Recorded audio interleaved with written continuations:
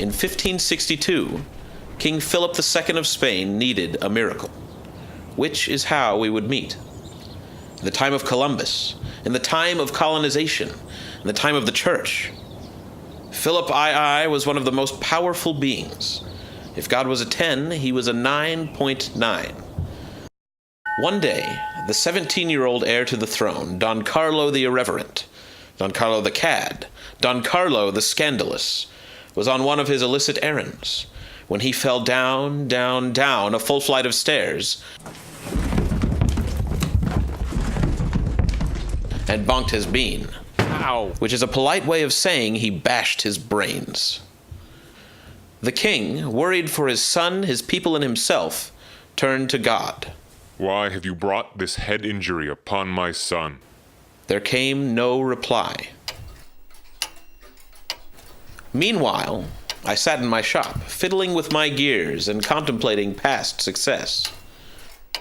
For King Charles, I made a clock of the known universe, which took 20 years to plan, 3.5 years to build, and had a cog that would make a full rotation only once every 7,000 years.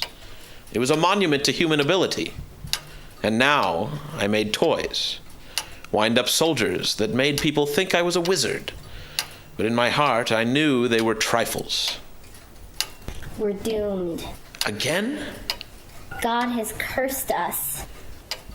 God. In the entirety of my great clock, I saw no God.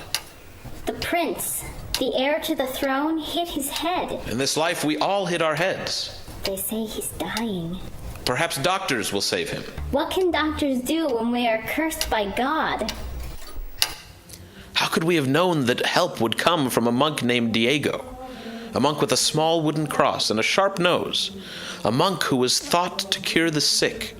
A monk who had died 100 years prior. Injury had turned to illness. Fever overcame him. He became blind. Delirium set in. His head swelled to an enormous size. Doctors were called. They smeared him in salves. They drained him of blood. They drilled a hole in his skull to relieve it of pressure. They did everything they could think of, and all of it seemed insane, even then. Yet Don Carlo did not get better. His son's death seemed certain, so the king sent away his advisors and again turned to God. This time he was in a bargaining mood. If you give me a miracle and save my son, I will perform a miracle for you. The very next day there was an extraordinary recovery. A week later he regained sight. Within a month he was healed. The populace rejoiced. Yay! Had the prayer worked? Had God issued a miracle? Okay, well, when I was sick, everything was all strange, like it was melting or something. And then sometimes there was laughter. And once I saw a goat with the head of my mother. It was both a dream and more real than a dream. But then a man appeared. A man dressed in monk's robes with a small cross and a sharp nose. And I asked him, "Who are you? And what are you doing here? And what do you want from me? Get out of here." And then he spoke to me with words made of honey. You will recover. And I did. Whispers of this dream were carried on the backs of every bird in Spain to every house in the country. A monk came to the prince. A monk with a small cross and a sharp nose. It must be Brother Diego Alcalde, who died 100 years ago. The man who should be sainted. The king had made a promise, and promises must be kept. Again, the king needed a miracle. First, he needed one to save his son. Now, he needed one to repay God. So the king paid me a visit. A statue must be made, an ode to Brother Diego. Why? God sent the monk to save my son. Why must I do it? You are a clockmaker, right? The statue must be a miracle. It must move the way time moves. The king left without another word. While I worked, a story floated in my mind. Brother Diego came to this world around 1400.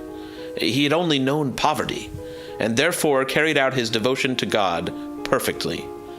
But it was with his death that he performed miracles.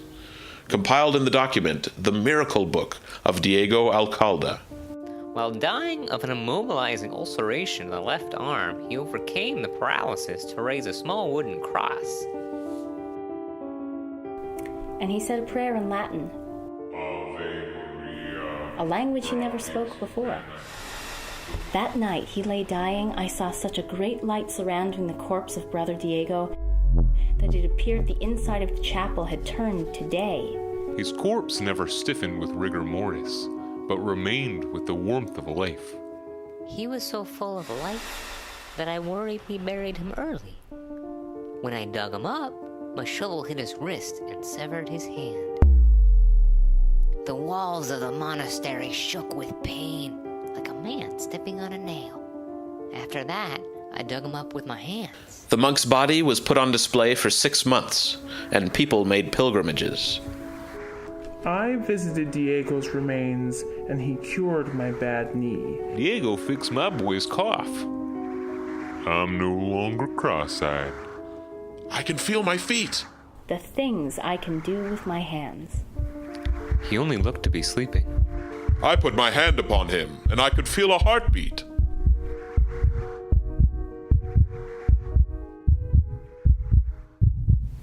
How much time had passed? It's hard to say. When I am working, I sometimes forget to eat, forget to sleep, forget to breathe. It felt as if the king had come to me yesterday, but years since I placed the first cog. I placed my creation in front of Philip II, Philip the Prudent, Philip the Devout. What is it? What you asked for. It's smaller than I imagined. It's only as tall as it needs to be. It does not seem miraculous. It is not I who made the miracle, it is you. Here, I placed the crank in his palm. As he stared at it, I left. Perhaps I will never know what the king thought of my creation. I will certainly never be thanked. But I did not make it for him. I made it for a God I did not believe in, but I wanted to. I have been told he shows it to all his visitors.